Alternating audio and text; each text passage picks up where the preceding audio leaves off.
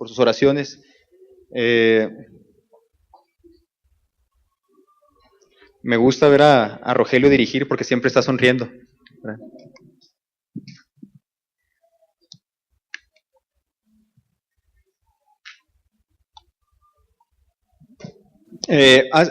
Hace poco estaba reflexionando con mi esposa un poco acerca de las veces que me había tocado venir a predicar aquí a la iglesia en Campamento de Dios. Creo que hace aproximadamente 5 años me tocó venir la primera ocasión. Yo les decía que me invitaban cada año a predicar una vez al año aquí. La primera ocasión llegué aquí soltero, la siguiente ocasión llegué comprometido y la tercera vez ya estaba casado. Y les dije en aquella ocasión, probablemente el siguiente año ya llegamos con hijos aquí, pero han sido planes nuestros, ¿verdad? Todavía no tener hijos, esperar un poco más de tiempo. Pero siempre es una bendición, hermanos, compartir con ustedes. Y estoy supliendo al hermano David, ya vieron, estos 3 domingos he estado supliéndolo por motivos del seminario y clases que el hermano ha tenido que dar fuera de la ciudad. Oren por su pastor. Primeramente Dios ya está aquí en la próxima semana para que comparta la palabra de Dios con ustedes. Bien, hermanos, el título de esta predicación es El Dios que ama profundamente, y creo que pues a lo largo del culto hemos visto este mensaje reflejado en los cantos, reflejado en el testimonio de Priscila. Gracias a Dios por ello. Les pido que abran sus Biblias en Oseas, en el libro de Oseas. Sí, está ahí en la Biblia, hermanos, en el Antiguo Testamento, después de Daniel. ¿Sí? Es un profeta. Oseas. Y déjenme les leo, ustedes mientras que leen Oseas, mientras abren sus Biblias en Oseas, déjenme les leo lo que dice la palabra de Dios en Efesios 3:18. Pongan atención a esto. Espero, dice la palabra de Dios, espero que puedan comprender, como corresponde a todo el pueblo de Dios, cuán ancho, cuán largo, cuán alto y cuán profundo es su amor. Es mi deseo que experimenten el amor de Cristo, aun cuando es demasiado grande para comprenderlo todo. Entonces serán completos con toda la plenitud de la vida y el poder que proviene de Dios. Hermanos, hay un límite para el amor humano. Hay un límite para el amor humano. Se agota, se desgasta, se cansa el amor humano. No es permanente. Nosotros los seres humanos no amamos incondicionalmente. Nosotros amamos condicionalmente. Es decir, si la otra persona me responde a mi amor. ¿Sí me estoy explicando con esto? Si la otra persona me responde a mi amor, entonces sí lo amo, pero si la otra persona me hiere, me ataca, lo odio. El amor humano es así, ¿verdad? Es por eso que tú tienes que tener el amor de Dios en todas tus relaciones si quieres que estas relaciones duren y sean buenas relaciones. Porque solamente el amor de Dios no se agota. El amor de Dios no se agota, el amor de Dios es paciente, es persistente y es perseverante. ¿No es una buena noticia saber esto? ¿No es una buena noticia saber que Dios nunca se da por vencido por tu vida? No importa lo que hagas, su amor no se rinde. Es lo suficientemente grande como para incluir a todo el mundo y es suficientemente ancho como para durar para siempre. Dios te ama en tus días buenos, pero también te ama en tus días malos. Su amor por ti no está condicionado por tu respuesta. Dios es amor y su amor nos es dado libremente. No lo puedes ganar a través de obras. No puedes hacer obras para ganarte el amor de Dios. Tampoco lo merecías. Lo único que puedes hacer es aceptar el amor que Dios te está dando. No te lo mereces, no te lo puedes ganar, pero Dios te lo está dando libremente. Y vamos a ver esta verdad a través del libro de Oseas, a través de todo el libro de Oseas. Son 14 capítulos, así que acompáñenme rápido, ya saben que vamos a hacerlo un poco rápido, hermanos, ahí. En el libro de Oseas aparecen 3 historias. La primera tiene que ver con su matrimonio de Oseas, un profeta. Las otras 2 están cubiertas en poesía o en poemas, pero ahí están las historias. Entonces la primera historia está en el capítulo 1 y capítulo 3. Dice la Biblia ahí, dice la Biblia que Dios mandó a Oseas a casarse con una mujer llamada Gomer o Gomer. Vamos a decirle Gomer. Dios le mandó a Oseas casarse con una mujer llamada Gomer, una mujer que había cometido adulterio.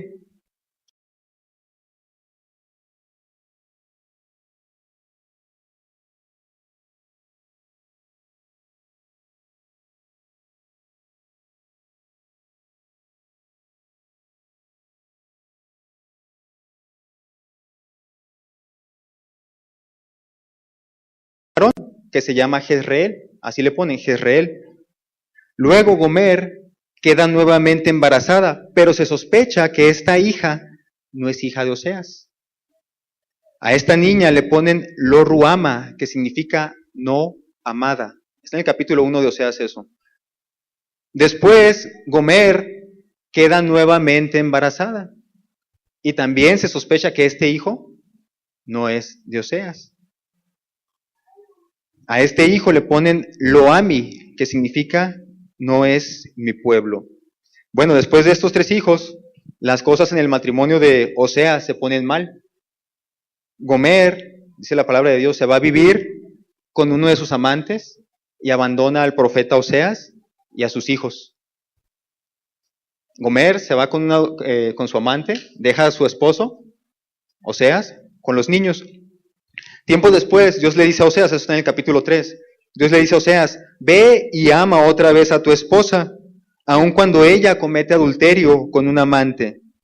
Entonces dice la Biblia que Oseas va a buscar a Gomer, a encontrarla. Finalmente la encuentra, pero tiene que pagar por ella 15 monedas de plata, algo de cebada y vino para recuperar a su esposa. Tiene que ir a comprar a su esposa.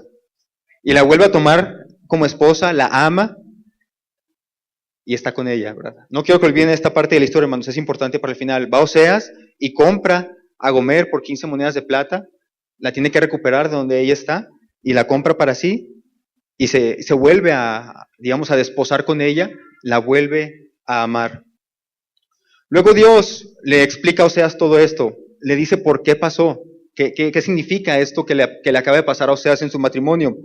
El asunto del matrimonio dañado y arreglado, el adulterio de su esposa, los hijos, todo esto representa la historia de Israel, la relación de cómo Israel ha sido con Dios.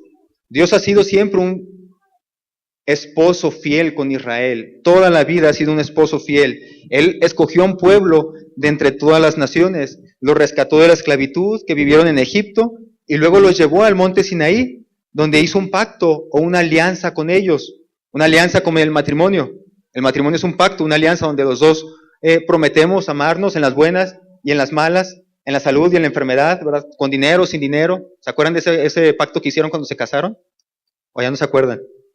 Ese es un pacto, una alianza, una promesa. El pueblo de Israel hace un pacto con Dios en el Sinaí, un pacto como si fuera un matrimonio. En ese pacto, Dios se comprometió a hacer el bien con Israel, a hacerles el bien a ellos y proveerles para todas sus necesidades. A cambio, Dios esperaba de Israel, ¿qué cosa? Obediencia, fidelidad nada más. Obediencia y fidelidad. Dijo Dios, yo te voy a dar todo esto, una tierra, te voy a dar frutos, ¿verdad? Te voy a dar alimentos, pero tú en cambio me vas a adorar solamente a mí. Dios cumplió su promesa hecha a Abraham y llevó al pueblo de Israel a la tierra prometida. Pero una vez que el pueblo entró en la tierra prometida, ¿qué creen que hicieron? Vieron la abundancia que les había llegado en esa tierra. ¿Y a quién creen que le ofrecieron la adoración? A otros dioses. Le ofrecieron la adoración a otros dioses, siendo que Dios les había dado la tierra y les había dado todo el fruto que había en esa tierra. Ahora bien, una vez que comprendemos esto y que lo vemos de esta manera, nos damos cuenta que Dios tiene una razón legítima para terminar el pacto, ¿o no? Dios tiene una razón legítima para terminar la alianza. El pueblo de Israel ha sido como una esposa infiel, ha adulterado. Dios tiene razón para quererse divorciar de ellos, ¿o no? Sí, ¿verdad? El poema contenido en el capítulo 2, en medio de esta historia de Oseas, capítulo 2, del 4 al 25, nos indica que el Señor tiene tres oportunidades. ¿Y podemos avanzar ahí, por favor? Dios tiene tres posibilidades ante la conducta de la mujer. ¿Sí nos ayudan con la diapositiva? Por favor, atrás. Dios tiene tres posibilidades, ¿verdad? O tres opciones que hacer con la mujer. Primero que nada, puede ponerle una serie de obstáculos para que deje de irse con sus amantes y termine volviendo a su marido. Dice ahí la palabra de Dios en el versículo 6 del capítulo 2. Por esta razón la cercaré con espinos, cerraré su paso con un muro para que pierda su rumbo. Cuando corra tras sus amantes, No podrá alcanzarlos, los buscará, pero no los alcanzará. Esa es la primera opción que puede hacer Dios con ella, ¿verdad? Con Israel o con esta mujer. La opción 2 es castigarla públicamente y con dureza. Dice el versículo 9, sin embargo, ahora le quitaré el grano maduro y el vino nuevo que generosamente le di en cada cosecha. Le quitaré la ropa de lino y lana que le di para cubrir su desnudez. La desnudaré por completo en público a la vista de todos sus amantes. Nadie podrá librarla de mis manos. Esa es la opción 2 que puede hacer Dios con esta mujer. Y la opción 3, perdonarla por puro amor. Hacer un nuevo viaje de novios, un nuevo regalo de bodas que restaure la intimidad y sea como un nuevo matrimonio. Dice el versículo 14, volveré a conquistarla, la llevaré al desierto y ahí le hablaré tiernamente. Le devolveré sus viñedos y convertiré el valle de la aflicción en una puerta de esperanza. Ahí se me entregará como lo hizo hace mucho tiempo cuando era joven, cuando la liberé de la esclavitud en Egipto. ¿Qué creen que hizo Dios de estas tres opciones? La tercera. Finalmente Dios dice que Él va a buscar a Israel otra vez y renovar el pacto con ellos. Dios la pudo haber exhibido públicamente, la pudo haber amarrado, ¿verdad? Para que no se fuera con sus amantes. O lo otro, ¿verdad? Buscarla y amarla otra vez. Y esto lo hace Dios solamente por puro amor, compasión y fidelidad. Porque ama a Israel, aunque es rebelde, lo está amando y lo busca. La siguiente historia está en el capítulo 11 y le vamos a llamar la historia del hijo rebelde. Este es un poema que describe a Dios como un padre amoroso. En el capítulo 11, Dios es ahí como un padre amoroso que crió a su hijo Israel y compartió todo con su hijo Israel. Dice el versículo 3, yo mismo le enseñé a Israel a caminar, llevándolo de la mano. Guié a Israel con mis cuerdas de ternura y de amor. Quité el yugo de su cuello y yo mismo me incliné para alimentarlo. Pero el hijo creció y se rebeló, tomando ventaja de la generosidad de su padre.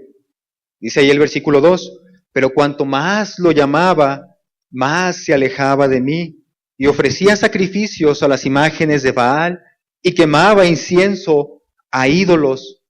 No sabe ni le importa que fui yo el que lo cuidó. Entonces en esta historia, Dios es un padre amoroso que dice que desde pequeño crió a Israel, desde que está chiquito, ¿verdad? Lo cargó en brazos, le enseñó a caminar, le daba de comer, pero cuando el hijo creció, se rebeló contra el padre. ¿Cómo creen que estaría Dios? ¿Cómo estaría un padre que le ha dado todo a su hijo y que el hijo se rebela con el padre y lo abandona? Naturalmente, Dios estaba enojado como lo haría cualquier padre. Dios estaba enojado por el comportamiento de este hijo malagradecido y en su ira, Dios le dice a Israel, regresará a Egipto y será forzado a servir a Asiria.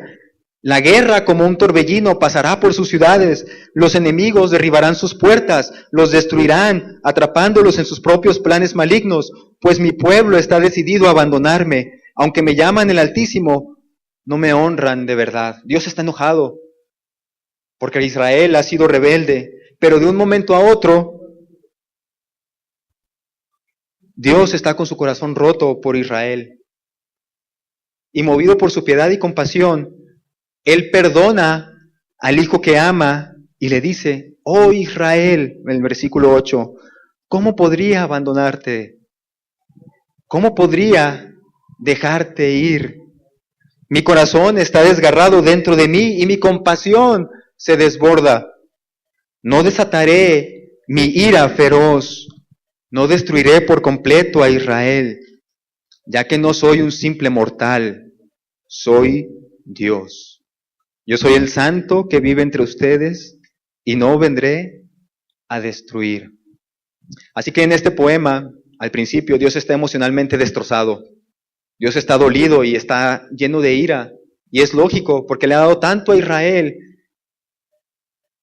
Y Israel ha respondido de esta manera tan desagradecida. Dios está enojado, pero Su misericordia vence a su ira y perdona a Israel a pesar del mal que le hizo. O sea que Dios es un Padre amoroso, Israel se rebela y Dios lo perdona por gracia y por amor nada más. La tercera historia, capítulo del 12 al 14, es la historia de Israel. La tercera historia está contenida en los últimos 3 capítulos de Oseas. Ahí Oseas les da una lección a través de la historia israelita para mostrarles cómo es que esta esposa ha sido infiel desde el principio. O sea, Oseas ahora va a recorrer toda la historia de Israel de una manera breve para hacerles ver cómo es que ellos desde el principio siempre han sido infieles. La primera historia les recuerda la mentira y la traición del patriarca Jacob. ¿Se acuerdan la clase? El domingo pasado hablamos de Jacob un poco. En el capítulo 12, versículo 2, dice ahí: ahora el Señor presenta cargos contra Judá. Está a punto de castigar a Jacob por todos sus caminos engañosos y cobrarle por todo lo que hizo. Aún en la matriz, Jacob luchó con su hermano. Cuando se hizo hombre, hasta peleó con Dios. Entonces, o sea, les dice, miren, desde sus padres, su padre Jacob, el padre de las tribus de Israel, él era un engañador.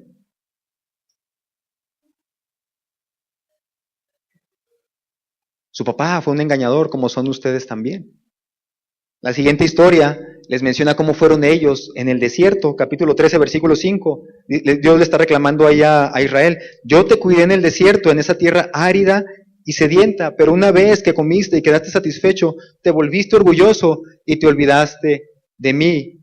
Cuando los israelitas salen de Egipto, porque Dios los está liberando, y van ahí en el desierto, ¿qué le empezaron a reclamar a Dios? ¿Qué le reclamaron?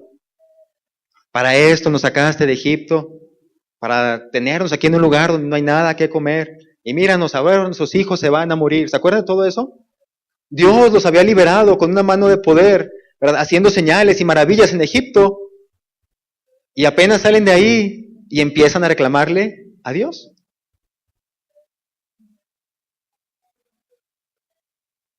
Y ahí mismo en el desierto se pusieron a adorar a otros dioses. ¿Se acuerdan cuando Moisés sube al monte Sinaí a recibir las tablas? Y luego cuando está bajando, porque Dios le dice, baja porque el pueblo está haciendo algo malo. ¿Qué estaba haciendo el pueblo? Estaba adorando a otros dioses que Aarón les hizo, ¿verdad? Que inclusive Aarón toma las cosas de oro y por ahí forma 2 becerros y les dice, Israel, ahí están tus dioses que te sacaron de Egipto. Pero yo me pregunto, ¿cómo pudo haber hecho Aarón esto? Si Aarón estaba ahí, ¿verdad? Cuando se dio cuenta que Dios fue el que los liberó. Pero el corazón del ser humano es así. Pronto busca hacer ídolos en su corazón.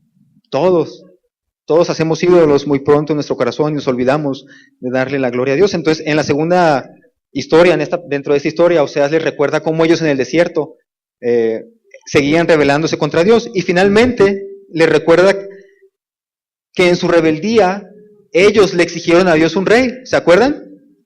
¿Por qué le pidieron un rey a Dios? ¿Por qué le exigieron un rey a Dios ellos? A Samuel.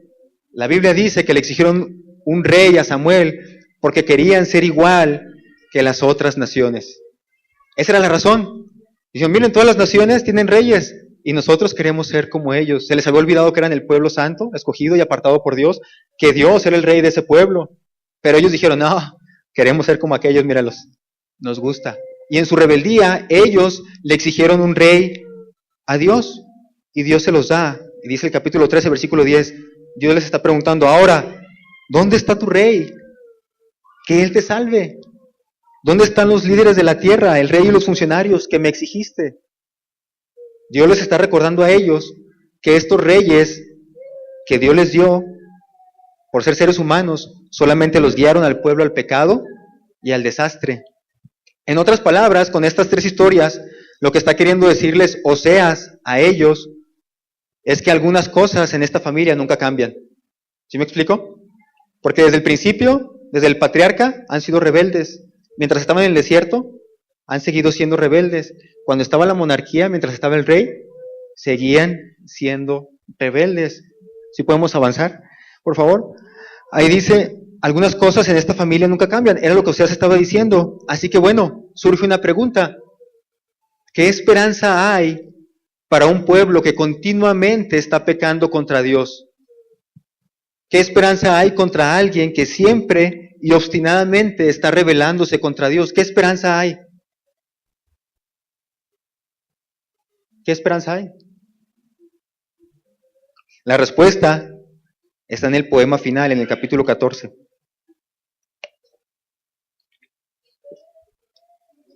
Este poema comienza con una exhortación del profeta a la conversión. Está Oseas diciéndoles ahí, conviértanse, ¿verdad? Arrepiéntanse de sus pecados.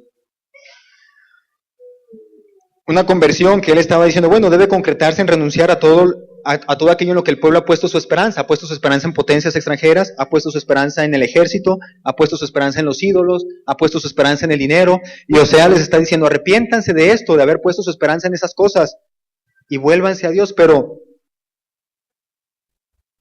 Oseas sabe que esto no va a durar. ¿Por qué no va a durar?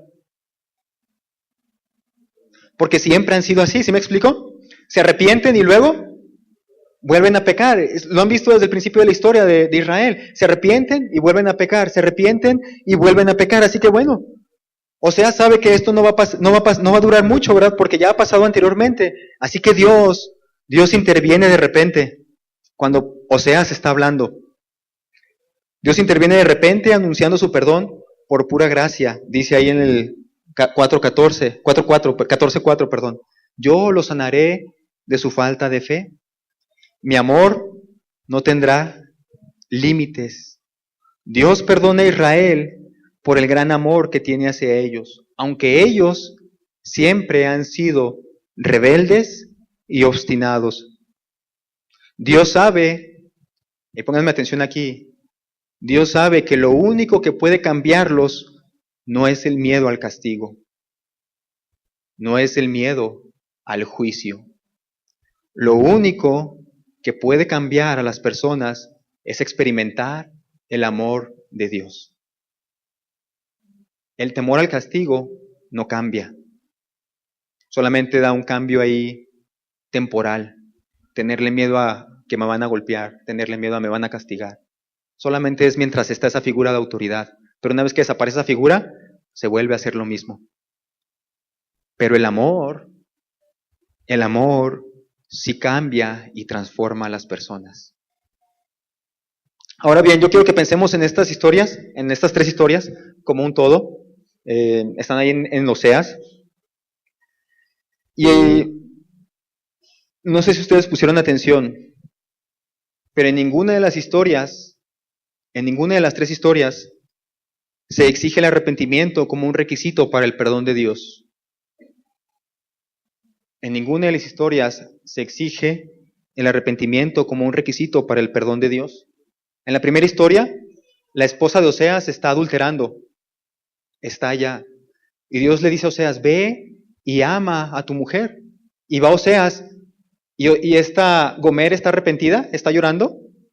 No, Gomer está allá, disculpen la palabra, dándole vuelo a la hilacha.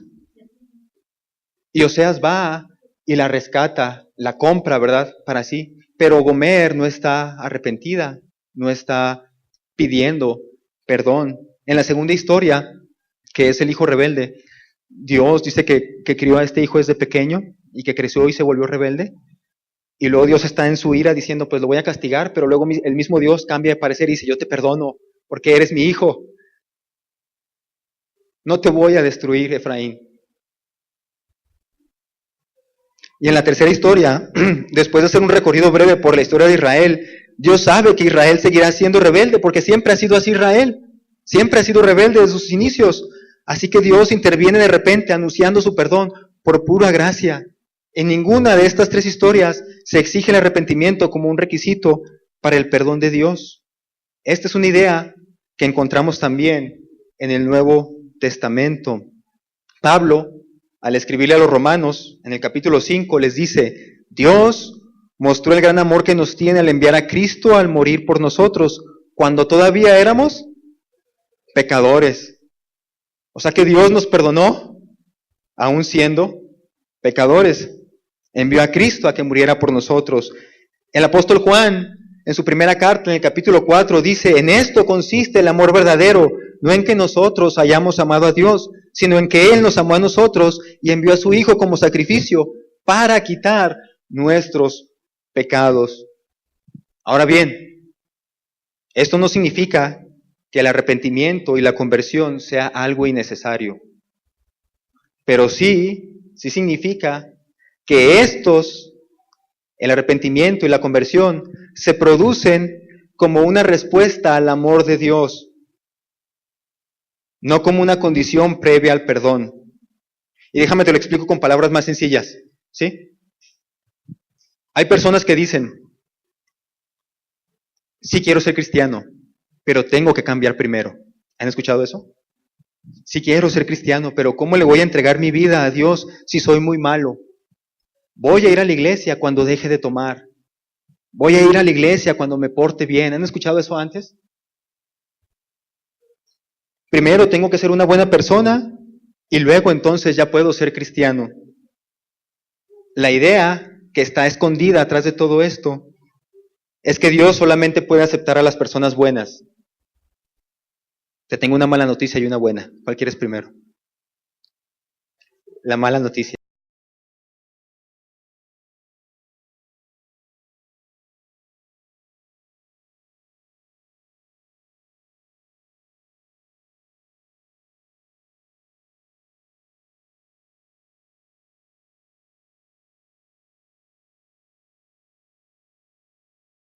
Que todo lo bueno proviene de Dios y en vez de adorarle porque Él se lo merece, adoramos a otra cosa.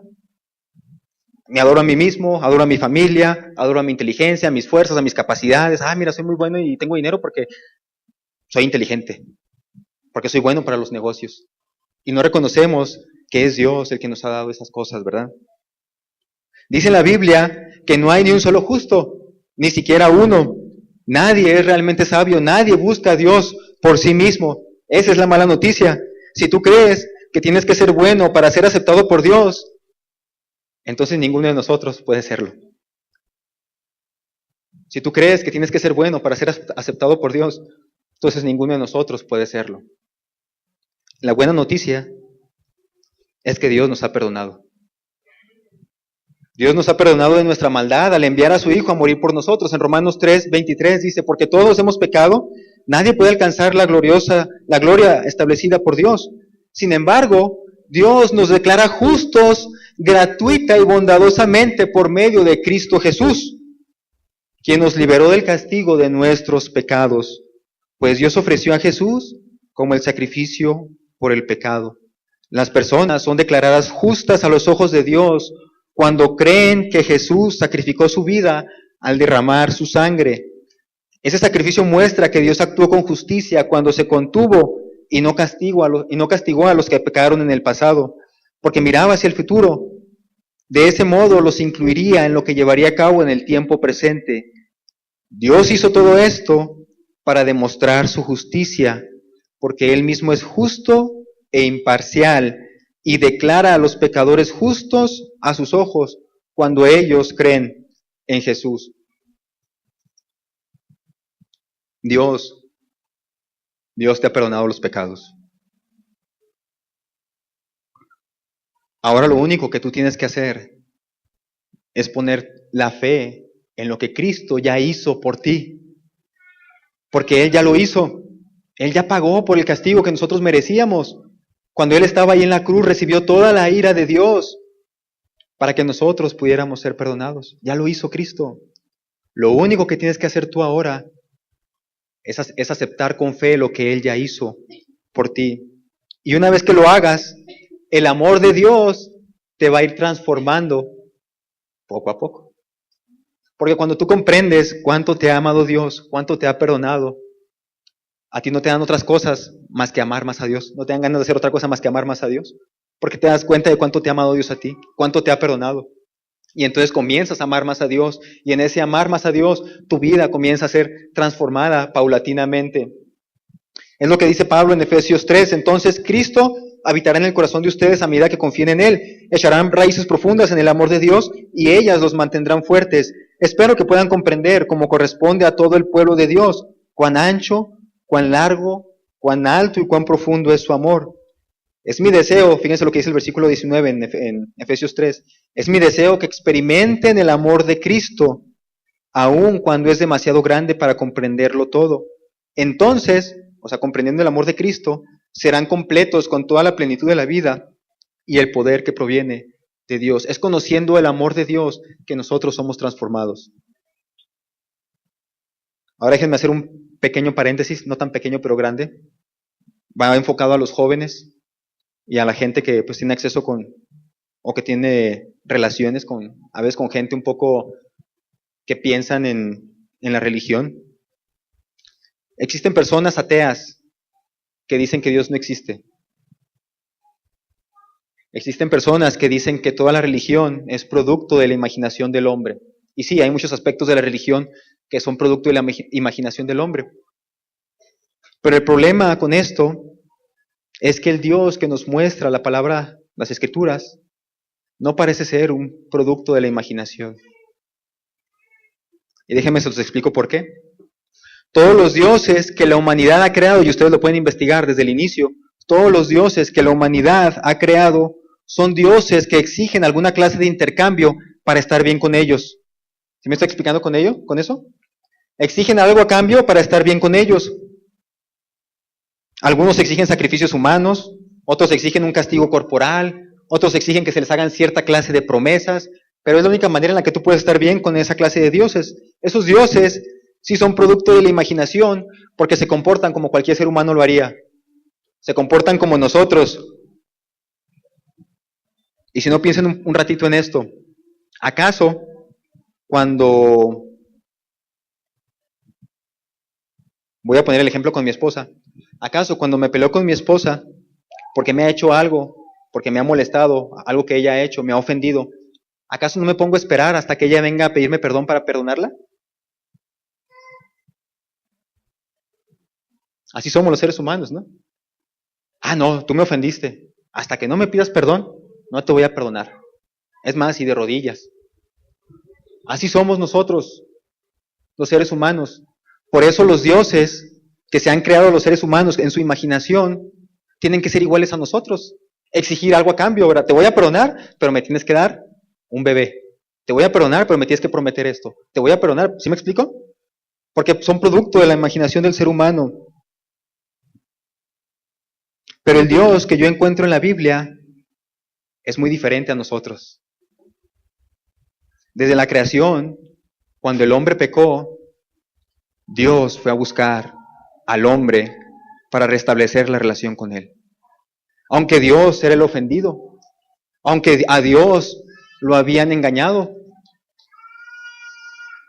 aunque habían pecado contra Dios, Dios fue a buscar al hombre.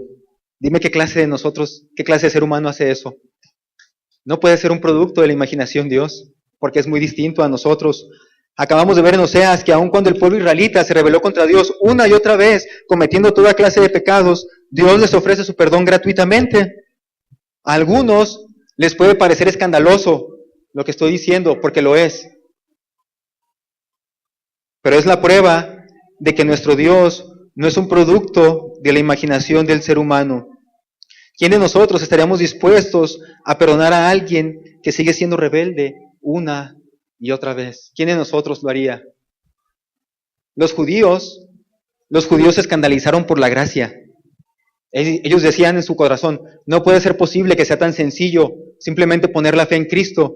¿Y qué hicieron ellos? Ah, no, tienen que circuncidarse también y tienen que guardar las reglas de los judíos. ¿Se acuerdan? Eso les enojaba a los judíos. No podían creer que fuera tan simple. Otros grupos, la iglesia romana, pide a sus seguidores que hagan cierta clase de obras o que repitan ciertas frases, porque no puede ser tan sencillo. Otros grupos dicen, no, se tiene que viajar a tal ciudad, se tiene que orar a tales horas, se tiene que orar tantas veces al día para poder agradar a Dios. Muchos no alcanzan a comprender que lo único que podemos hacer para estar bien con Dios es poner nuestra fe en Cristo, es todo. Poner nuestra fe en lo que Cristo ya hizo por nosotros Cualquier cosa que se le agrega a esto no es lo que encontramos en la Biblia.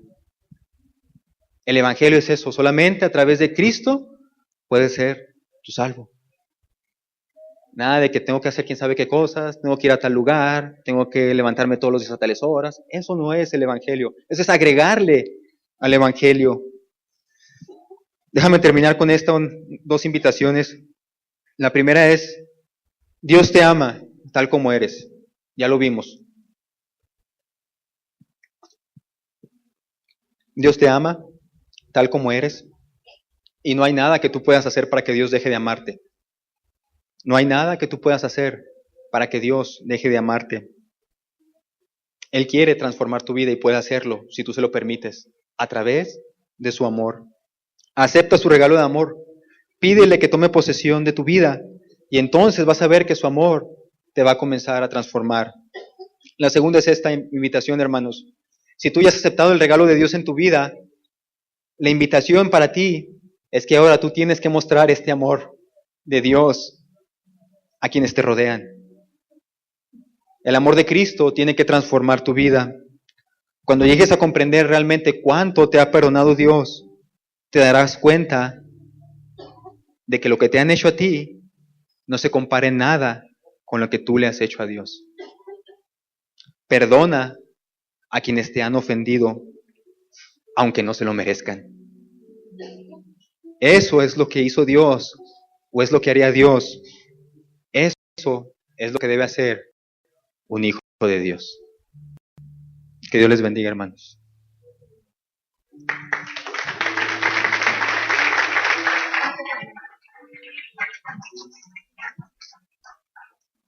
Hermano, ponte de pie, vamos a adorar, vamos a cantar a nuestro Dios,